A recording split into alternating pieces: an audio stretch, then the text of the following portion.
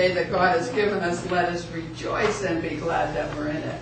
I'd like to thank the online people. They watch us faithfully every week, talk to us on the email, and say that they really enjoy the service. And God loves them, God loves you, and so do we. Give your neighbor a hug and say, glad you're here. Glad you guys are here. Yeah, that's my voice.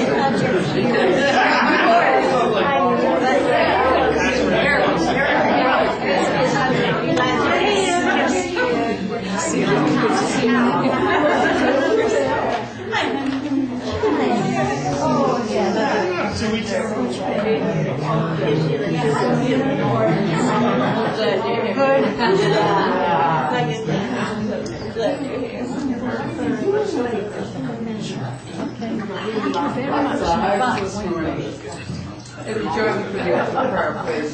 Yes. Heavenly Father, we're so thankful that we're able to gather together and take the love from each other, link that to the source love, so that we may refill and rejoice throughout the day, and take that energy and bring it through us to give to each person that we meet throughout this week. Amen.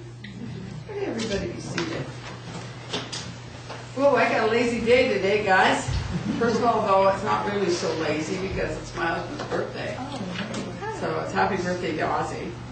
And Derrick's probably not going to tell you, but he just had a birthday too. Lots of people connected with us that are Libras. And so when it comes time to sing happy birthday, you guys can do that. On the roster we have Derrick Whiteskycloud. Everybody knows who Derrick is. He's one of our elders of the church. And we have chairing for us Charlie Seaman, who is the president, in case anybody doesn't know that, of our board of directors. So just behave yourself, because Charlie might just smuck you around. And I'm going to sit down there. Charlie's going to come up here and give you another song to sing. And there we go. All right. Thanks, Charlie. Thank you, Barbara.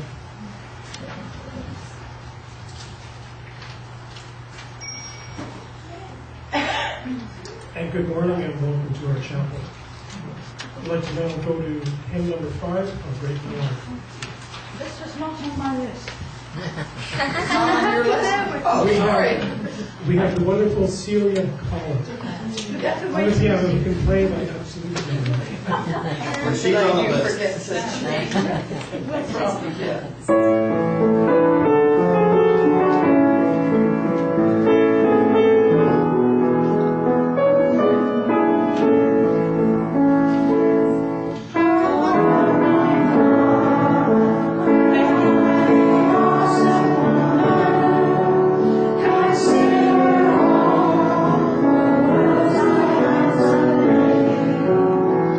I see the stars, I hear the rolling thunder.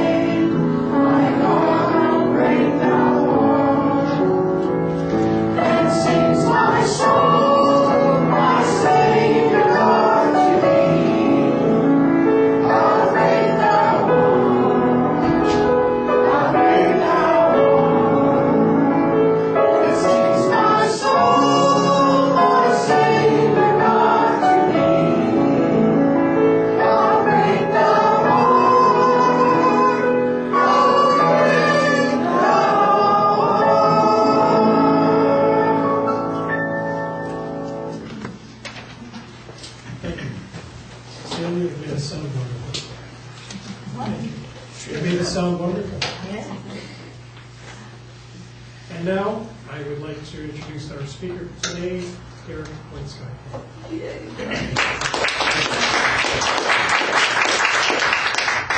Good morning, guys. Good morning. How are you guys all doing? Good. Good. It's kind of funny. People have always been talking about many different varieties of things that are happening across this world. And a lot of sadness, and a lot of anger, and a lot of frustration. And this morning, Barb took me aside and she says, Derrick, I've been on your Facebook. I'm asking you no politics in this chapel. And I said, you won't find politics in the chapel while I'm talking, because I'm more spiritual here. But when I work out there, I'm different, because I take care of my people. Here, I take care of you guys. But we're here specifically to learn one thing, and actually to work together as a family. And a lot of people out there today have not. And we're always complaining or arguing or being angry with someone or some people or some places that we go, and we're so worried about losing this chapel. And I'm sitting there thinking to myself, well, you know, my mom told me years ago when I was a kid, and she said, it's not always the building you go to that's where you have to gather, it's a place where people gather around you. And that's what's important. Because as often as Barb has moved the chapel, and you know Barb has moved the chapel, everyone follows the chapel. We started from the ABC restaurant, and after that went to the hall, we were at different locations until we found a really wonderful place right here where people gathered. And it was predicted by a man by the name of Ken Kingston saying that it was going to happen, and it did happen. And yes, you do have your ups and downs and of people being here and those who are meant to be moving on, those who are wanting to stay. But there's always people looking for something new because they're looking for that journey of their own. And they're wanting to find out what they can learn about God. They can learn about having to meet other people like us, that we've been striving to find out who we are and what we're here for. I'm sure all of you are here, came here for a reason, say, I don't know what to do with my life, and I don't know why I'm here, but I'm here. Correct? Right? It's not because it's a church. It's not because it is a chapel. It's not because it is a place. It is just a loving, heavenly sit and seat that you sit on. And you meet other people that are looking for a place to gather and talk about themselves or talk about different things. And we always storytell of what we are so inspired by from other books that we read, from other writers, or even of our own writings that we want to share them with you. And for many years, I've been sharing with you guys many stories that I have dealt with in my life. And sometimes they're sad ones, and sometimes they're very happy, very uplifting. But everyone has a journey of their own. When I wrote my first book, Spiritual Journeys with Whiteskycloud, it meant it was my spiritual journey, and my journey was to share with you. Each of you has a book of your own to write. Each of you has a story to write, even a poem. Because we're always inspired by what's around us. And the interesting part that I enjoy is that, you know, when I'm right next door, right to Derrick Park. Okay? And all I hear in the Derrick Park are birds of varieties, eagles, hawks, coyotes, different varieties of animals, and even they just recently found a bear in there. But I wasn't worried because they were meant to be there.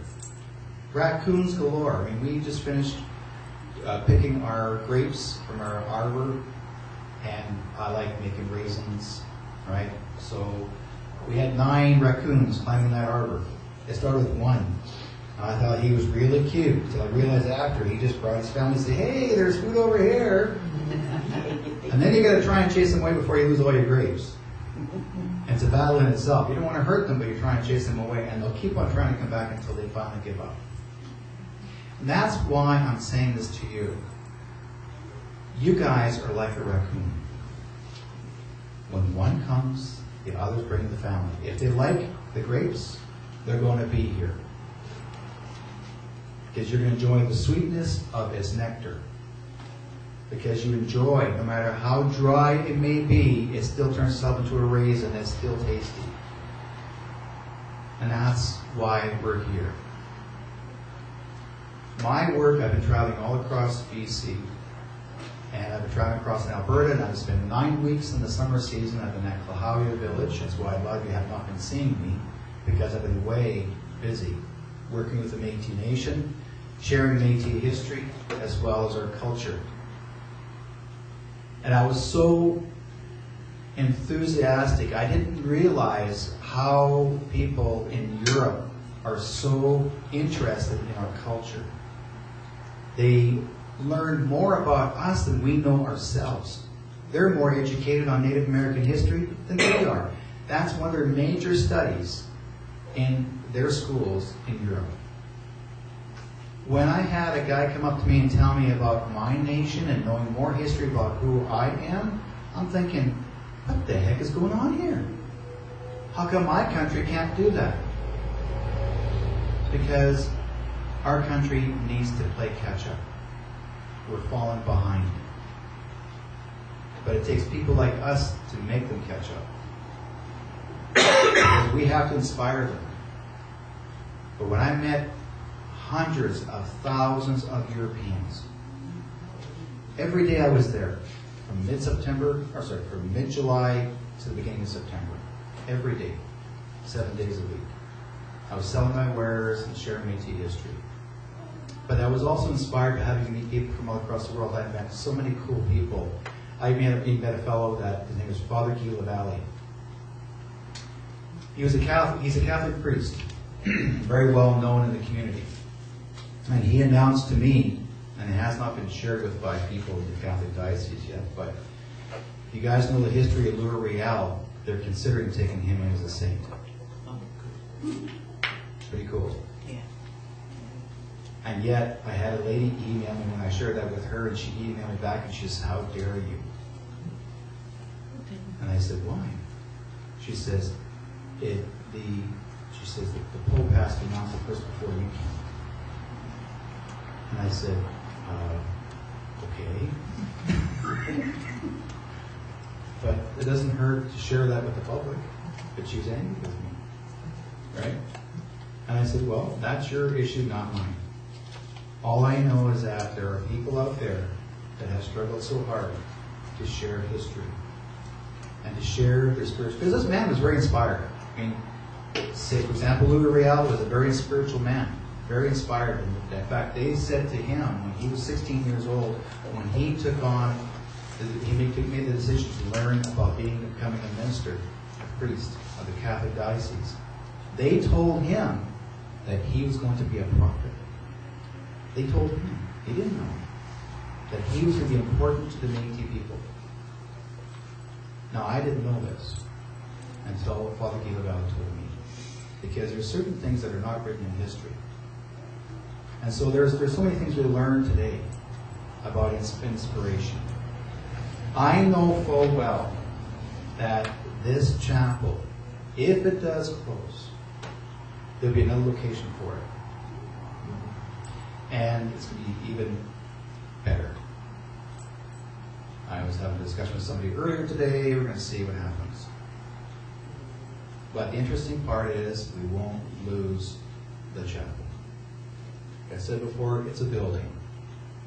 Now, I haven't been here for a long time, like I said, because I've been away traveling. I've met so many people from across the world, across the land. But I've always shared with people and telling them, you've got to come to the chapel. You've got to come and see what's going on here. Because people are always inspired by what they experience. And a lot of people, they come here and sometimes they've dealt with losses of life, friends, family. They wanted to find a journey of their own. They're looking for changes in their lives. I've noticed a lot of people now that those people that have dealt with their own personal struggles are now members of the congregation. They're actually learning to become MITs. You know, congratulations, by the way. Thank you. Right? Because it takes someone to lose a little and deal with hardship and lose part of yourself, but to come back and you actually take back 10 times your strength. That's what inspires us, because we believe that we can actually do it. If I can do it, you can do it. I've had so many near-death experiences. I should have not been here at all. Really. I should have been gone a long time ago. And I'll be should have been on the other side watching you guys like, hey. You want a message? Hey. Right? But I chose to be here because I told Spirit that I want to be here to help you guys. And that's what my job is. So, if you guys ever want to learn something new, the word is love. Yeah, it's a new word. We forgot what it meant. Really, think about it. We're so angry people out there right now today, politics, media, you name it, who forgot the word love. 9/10 of your sadness is in newspapers and media. 1/10 of it is never shared with love. You may hear the odd story, but they'll just, oh, done. That poor person over there. But we also need to send them prayers.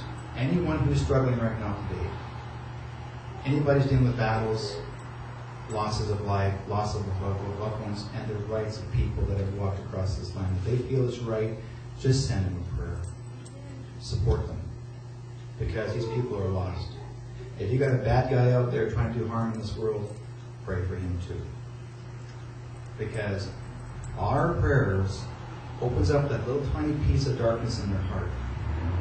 And will change things. We can't change the world thinking that what we'll physically do will change the world. It takes this here and this here to do that. I do this every day. And a priest one time, I think I've shared this story before, about a fellow, First Nations fellow and his family came to town and they were shopping. This is years ago. And he wanted to, and they were going to pick up their groceries. It's on a Sunday. On a Sunday. And the priest was upset, this minister was upset that these people are in town buying groceries on a Sunday. So he approached them angrily in his voice and he says, you know, you're not supposed to be working on Sunday, it's a Sabbath day. Guy goes, okay. You're not listening to me. You're not supposed to be working on a Sabbath day. Okay, I hear you. You're not listening. You should be at home praying. Okay? First Nations fellow turned around and said, I see. So you're telling me that I have to pray today. But you won't pray for those 6 days? Think about it. One day is not the only day. Every day you pray. You ask for help for others as well as yourself. You deserve that right. So if you think you're suffering, if you have pain, doesn't mean that you can't heal yourself. Doesn't mean that you can't pray for your own self-worth. You have to. It's important. If anybody tells you can't, don't listen. You have to. Thank you.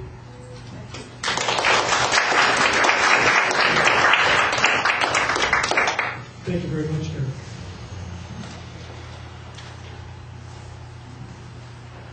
In spiritualism, we can always choose to feed our negativity, or we can choose to feed our positivity. We are what we believe we are.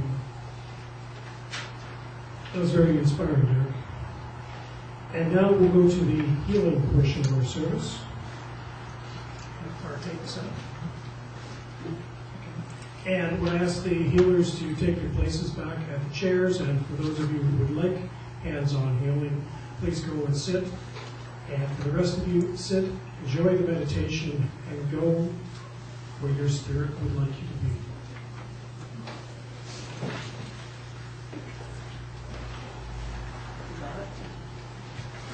It's on left.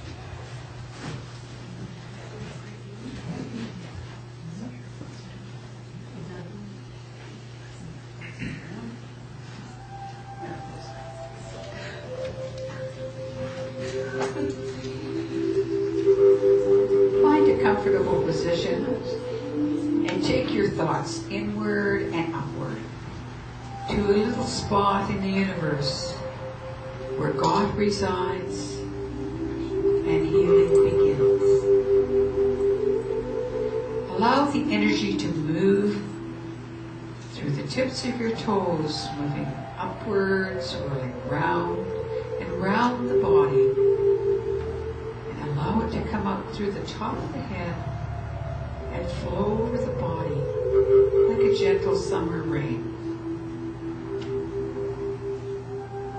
As you breathe in again, feel the energy bringing alive all the cells in the body that work together with all of the organs. And allow those organs to be like a wonderful symphony concert orchestra that play their instruments independently, but they play with such harmony and such rhythm that they are working for the whole beauty of the piece they are playing. And as you breathe the energy in and revitalize all of the energies in the body, in the cells, and the organs, know that you are doing that to bring healing to the whole. And as the energy comes in again through the tips of the toes, allow it to expand into the mind.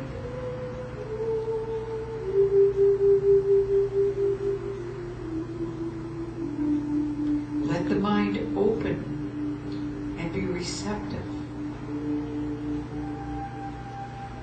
Let the mind be positive and be healthy, so that it may touch the dreams, the ideas that God has to make you all that you can be. Allow those dreams, those thoughts, those energies to come through the mind to healthy growth, so that they will grow and produce the dream that God has for you.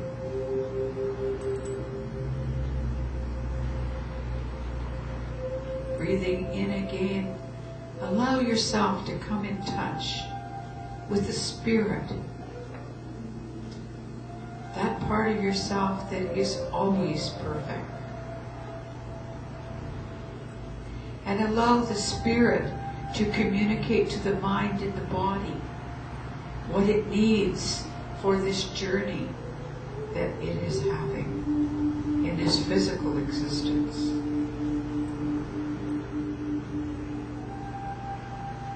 And as you have healed your own self, body, mind, and spirit, be like a pebble in a great pond of energy, and allow your energy to move forward and ripple outward, and let it touch each member in the room. And joining together, allowing the energy to draw through everyone to facilitate the healing.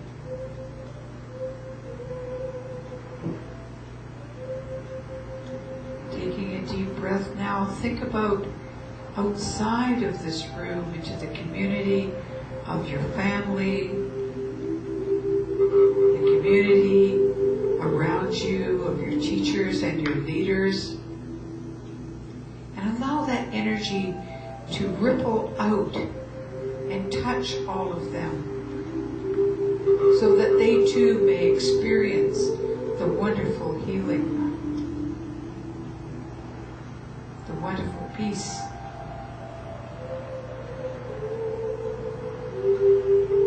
Allow that energy now to go forward into the world, and not only touch the world's leaders, but to touch the animals, the vegetation, the waters, the atmosphere, so that they may be healed.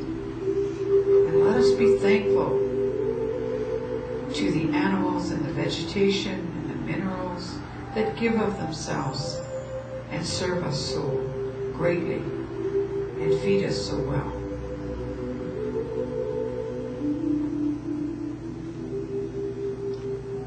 Allow us now to reach out into the universe, into other parts of the universe that we are not familiar with, for many mansions in God's world that we are not aware of every room in every mansion. But we send love and we send caring, for God promises us that love and healing is never ending. And all we need to do is ask, and the energy will follow the intention of the thought, and the healing will begin.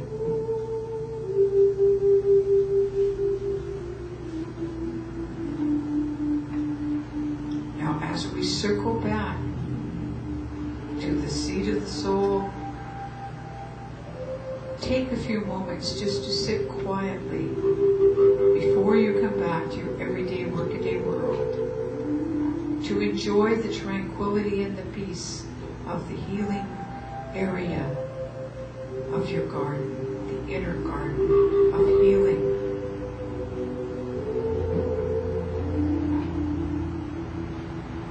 And know that you may visit here at any time, and God has promised the love and the healing is never ending. So open your hearts, your mind, and your hand.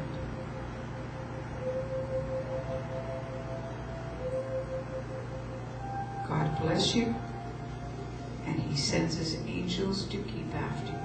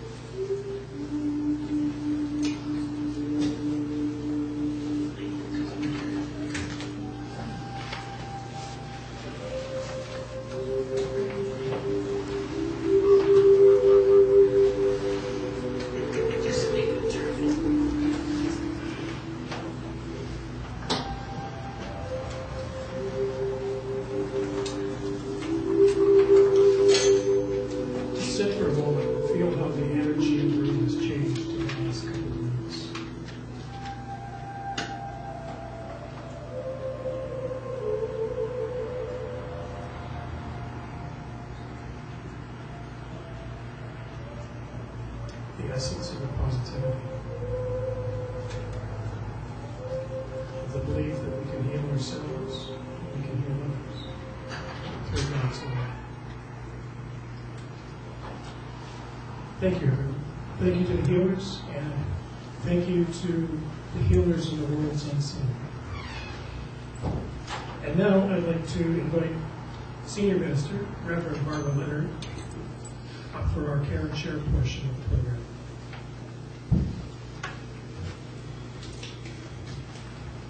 Hi, everybody. I'm sure glad to see everybody out this morning. It's kind of foggy. I thought everybody'd go back to bed. It's lovely out there as always. It's a nice fall day. There's been, of course, people will hear rumors, so we might as well deal with it. Because of my physical situation, my husband's situation, find that we do not have enough people to accommodate the functions through the week. The church itself cannot afford this space. We do have to have a lot of functions that keep the place going. Just to break it down into small figures that you can understand, it costs $600 a week to keep the chapel open in this location. And we do not have $600 a week coming in on a Sunday service. We just can't possibly expect that people will do that. And so spiritually, as Derrick was saying, and somebody asked me one time, do you have to go to church to be spiritual? No, you don't. You can be spiritual under the tree in the forest. You can be spiritual down at Ocean Park, looking out at the water, sitting on a rock. You can be spiritual wherever you are. Your community and your communion with one another is what the church is. And the chapel is that. This is your family that you share your like ideas with, and you come here to be refilled every week. This does not mean that we won't still have meetings. It means that we just will not be able to afford this location after the end of the year. And so there is a lot of things that have to be done from January to the end of February when our lease is up to wind things down, and hopefully there's going to be some situations that are going to come in that are going to work out. And if they do, then that's fine. If another group decided to open a church here, then it was a spiritualist church. I'm sure that people would love to come to it, and I probably would attend it myself. We have offered the chapel executive to other people, and we have not found anybody that has the time, energy, or the money to support coming here. And so as it stands right now, unless there's some large change before December, well, we're just going to say thank you, God, for the beautiful chapel that we've had. That doesn't mean we won't still have a chapel in our life, and that we won't still have our communion together. And we'll just be arranged a little different than what we have right now. So I want to thank everybody, though, that has been a part of this community that's allowed us to have this for 4 years. I mean, it's just amazing how everything manifested, and it's amazing that when you look at it, I didn't really break it down by the week, Celia, until recently, and I took a look at it and nearly choked. I thought, how did we manage for 4 years to meet these expenses? And it's been the functions, it's been the readings that we've done, it's been people being generous, it's been just a whole bunch of things that we've been able to do. But I can't be here 2 nights a week plus on a Saturday holding functions to try to get $600 a week. It's just impossible. And if there's not people that are able to do it, we have 2 really great men here, and they're both here, like, in case anybody doesn't know who they are, and they're going to continue their studies, are you not? And that doesn't mean that we won't step back up sometime down the line when I have a bit more time, or they have a bit more time, or they can get a few more people to help out, that they'll step into something permanent again. But right now, we only need for our chapel. We only need the chapel service time. So this seems a rather expensive thing to do just for 2 hours or 3 hours on Sunday. So I hope you'll understand, and you will continue to support us and come out. We're not going to be sad about it. We're going to say that we've done a great job here. People have told us we saved their life. Some people have told us they took us out of a deep depression. Life has a meaning for me now. And so we've done that for one person. We've done our job here at this location. And there are some things that you're going to hear about shortly about what's going on, and we will keep you posted. So at that, I'm going to ask Derrick, you want to do one song for the Care and Share, Derrick? Just to give us a real joyful, uplifting energy. Sure, I'll have a song called I Left My Heart in the Sewer Last Night. I left my solar plexus in San Francisco. Oh, sewer last night. Oh, you're dead.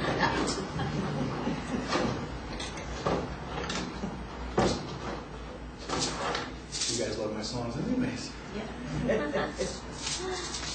There's actually a song that a lot of us sang when we were kids growing up. Remember Twinkle, Twinkle, Little Star? Yeah. Well, there's my version that I was taught. And do you guys remember Twinkle, Twinkle, Little Star, how I wonder what you are. Hey up, hey oh. No, that's really good. Okay? Please join me. This is how it goes.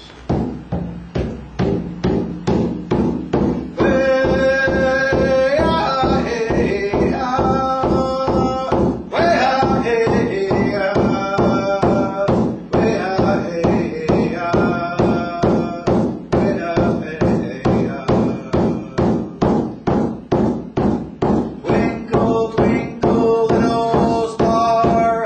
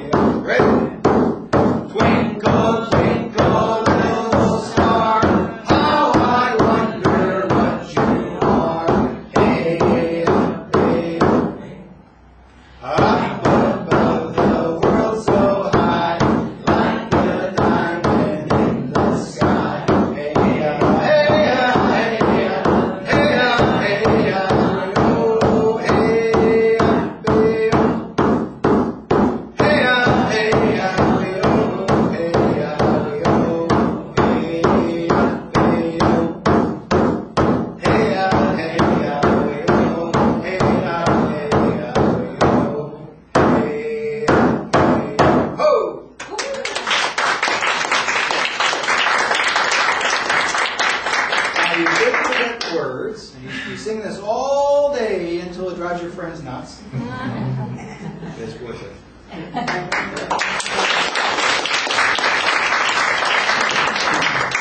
Thank you, Derrick. And thank you, Barbara, for that. Is anyone here for the first time? Several people. Well, welcome. I hope you enjoy our brand of community spiritualism. We recognize that we do it our own way here, and we recognize that we like the work we do. And do we have any birthdays or anniversaries? My husband's birthday. You had a birthday. Well, we did that He last had a week. birthday. Well, yeah.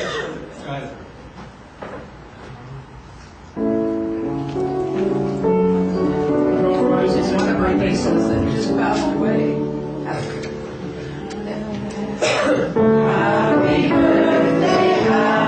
birthday, we love you. Happy birthday, and may all your dreams come true. When you blow up the candles on my days ago, is the love light in your eyes where you go?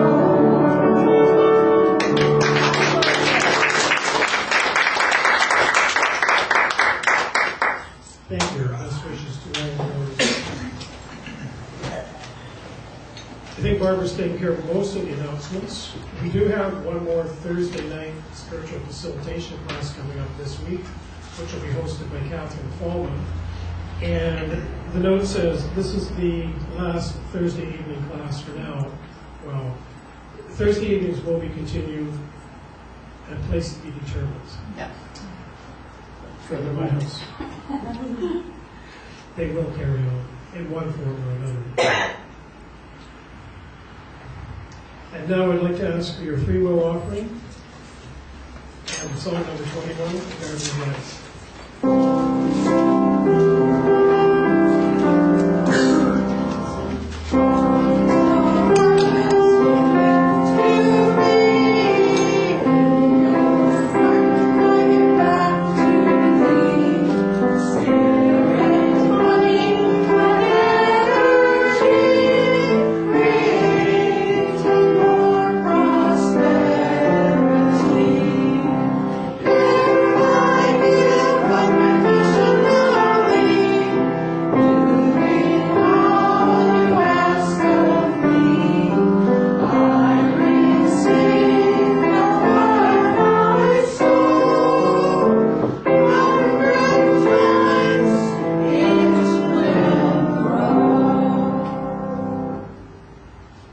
Father God, Mother Earth, we thank you for these donations, and we thank you for all the donations in physical form and spiritual form over the last 4 years.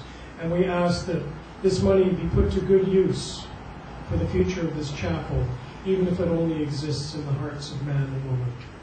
We know that we will carry on. We know that the money will be put to good use. We know that the dream is always going to be the dream, and it will be our way forward. Amen.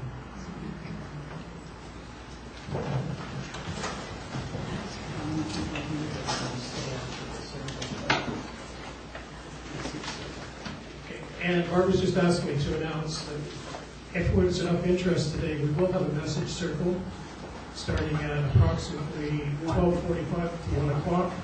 If we have enough people, everyone will get a message. Yeah, I don't know, there might be some people coming from the meetup, so everybody gets $10 for golf. Okay, $10 for the message circle, which will happen 12:45 to 1 o'clock for those who are interested. Facilitated by Reverend Marvin. Yes, I guess I'm in. Thank you.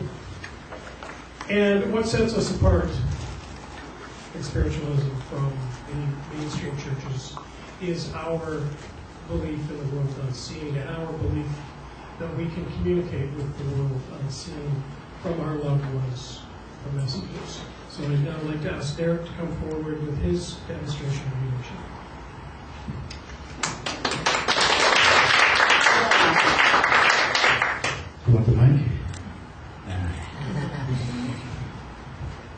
use the mic all the time for radio as well, but when I get my voice out there, I'll still holler at you. Okay. It's been a while, guys. You're right. And here it is.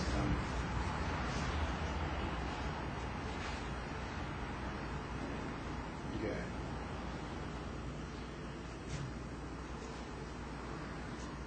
It's like a game show. I can hear this ding, and this for this lady over here in the dark, in the back. It's kind of cool. I'm seeing an arrow pointing at you like this. Not a bad thing. It's almost like, there's lights all around you. There's a big arrow pointing at you. Pick me, pick me. So, because she's sitting there going, I'm hoping you come get me. I have, there's a variety of people. Can you give your first name under? Jamie? Okay. When I want to say this to you, because I'm not sure if I read you before, but I want to say this.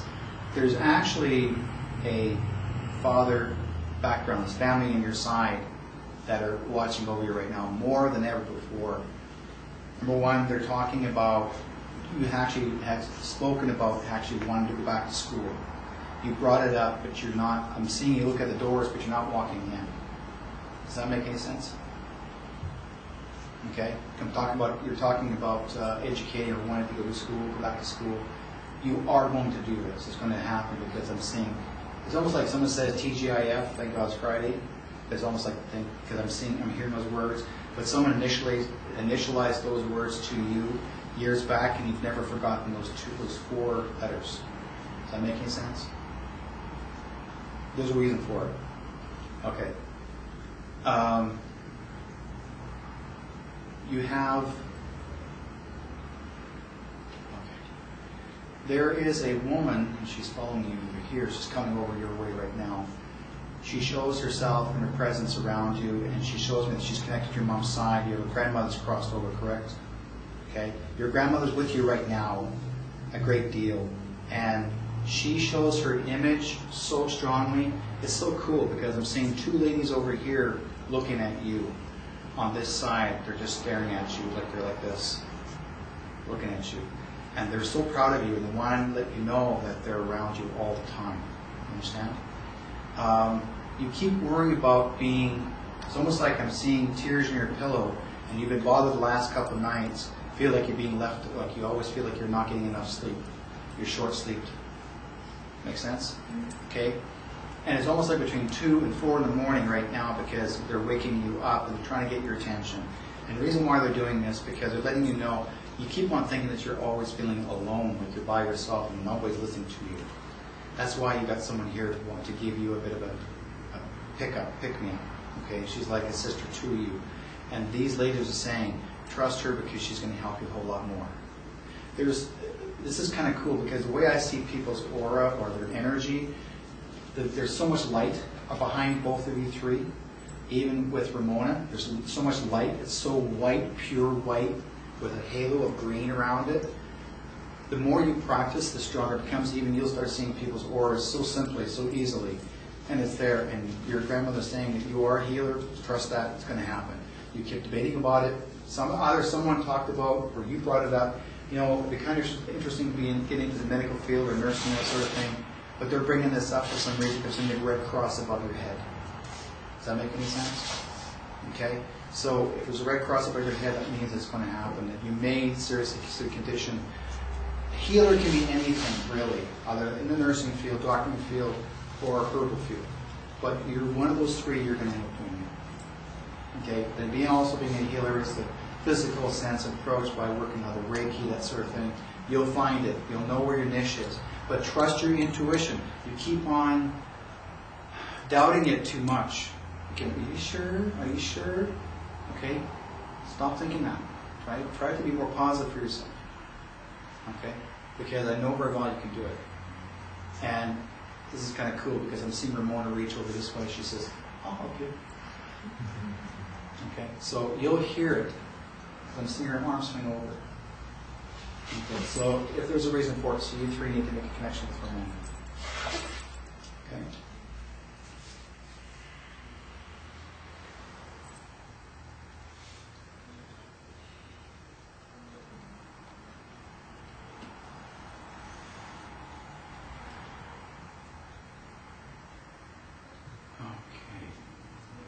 I got two people facing off in spirit here, but two you ladies that are together. But there's two people facing off each other.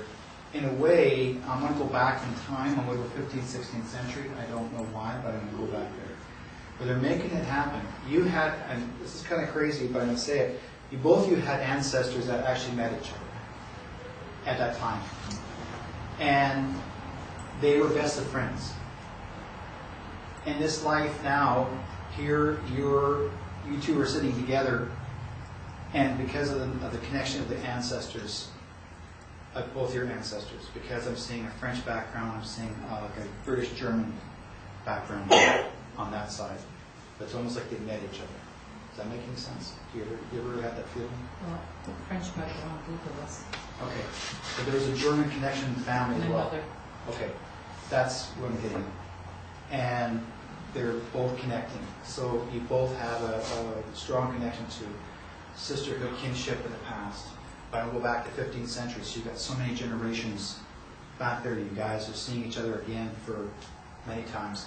This is they're saying this is the finest moment because this is the first time both you two have actually had peace in the family. There's a reason for it. Your granddad's here, both your grandfathers here as well. I'm seeing both men actually shaking hands. One of them actually was I was part of the railroad because I'm showing this man on the rails. Which one actually was on the rails? I think it might have been myself. You were on the rails? No, my ancestor. I've been told that before. Okay, on the railroad as well? Yeah, mine too. Yours too. They keep on bringing trains. Okay. One was the conductor, or actually took the role as a conductor.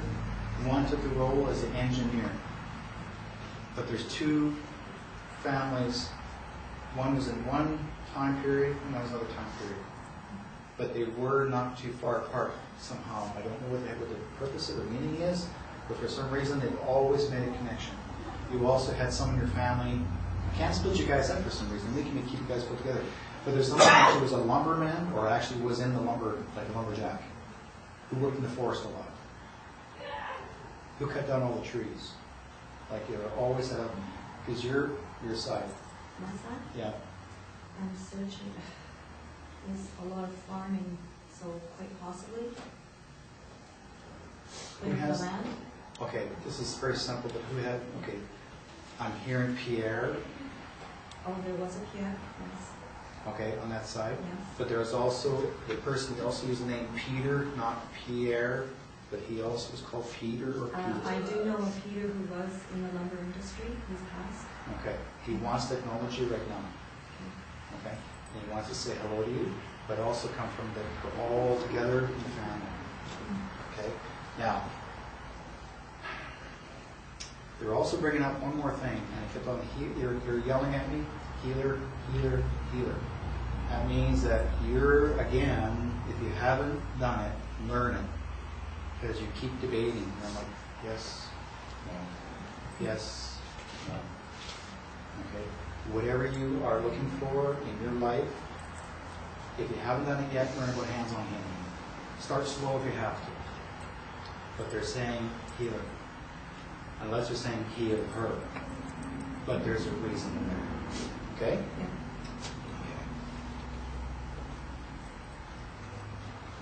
Louise, who has a L-O-U-S? Louise? On your side of the family. Okay. This woman, is she living or passed? Depends on if you mean the man or the woman. They're Okay. both passed. Lou and Louise. It's both Louise. Both Louise. There's two ladies? It's one man, Which one was woman. practicing or was accused of being a witch or was actually practicing? The female. Okay. Because I'm seeing her and she's making fun of this. She's cackling as she's stirring the pot. But she's doing it on purpose as a joke because she's wearing this costume like they think what a witch should look like. But she's doing this for, I don't know why, but she's saying enjoy for what you're doing. But enjoy it. It's to, she's saying it's mocking what a witch really is. It's not about, I don't understand that part. I don't practice that. She said it's mocking the witch. It's not really the real thing. Like society may have changed what they think they look like, but she said they're mocking it. It's because we're having the witches' tea party next weekend. Don't do it. Just having a tea party. You're mocking it. So I think it's whatever it is that's involved, but she herself and spirit or spirits are going to be there. Interesting part.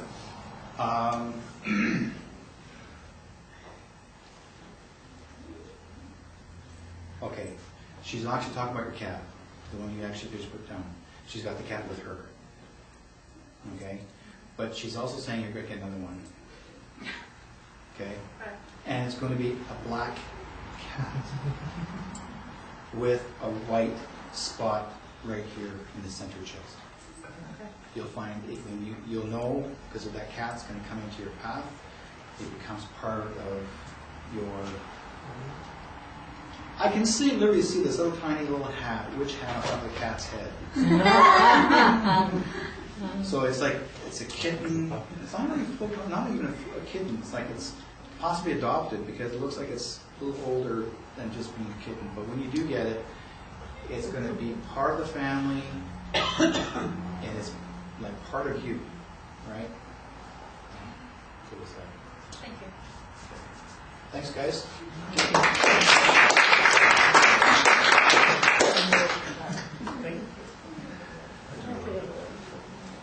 Thank you very much, Derrick. All right.